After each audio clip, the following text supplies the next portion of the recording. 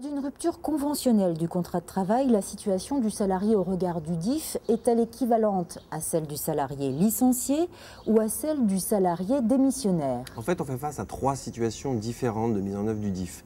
C'est le DIF mis en œuvre en cas de licenciement qui est le plus contraignant pour l'employeur. Puisque dans le cas de licenciement en dehors de la faute lourde, l'employeur devra informer le salarié.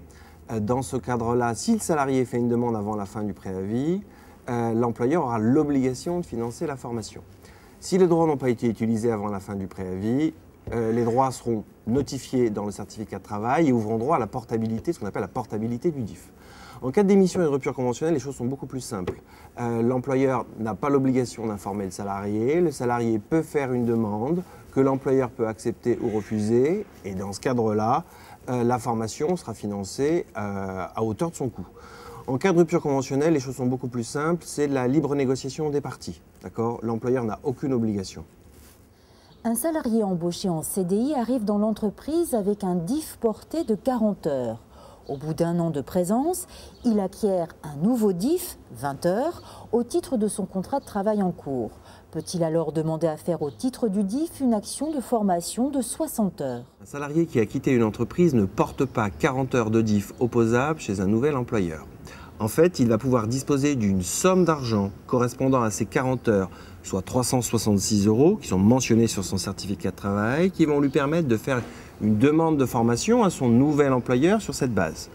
Bien évidemment, le salarié qui a été recruté va commencer à capitaliser des heures de DIF. Bien évidemment, les heures de DIF qui ont été acquises pendant la première année et ces sommes d'argent ne pourront pas se cumuler. Un salarié licencié dispose de 120 heures de DIF porté. En tant que demandeur d'emploi, il fait valoir son DIF, puis il est embauché dans une entreprise.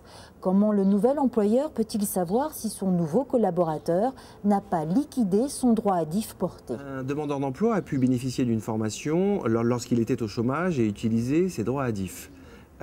Pour l'heure, Pôle emploi ne délivre pas d'attestation permettant d'indiquer si la personne a utilisé ses droits à DIF ou pas.